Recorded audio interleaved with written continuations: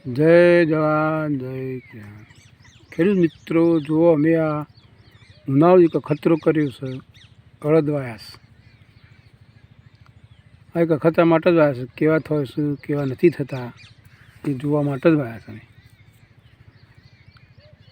આમાં અમારે પહેલાં કપાસ હતા, કપાસમાં રોટાટર વ્યવહાર મારીને એક ખેડ કરાવીને પાળીઓ નખાઈ દીધી।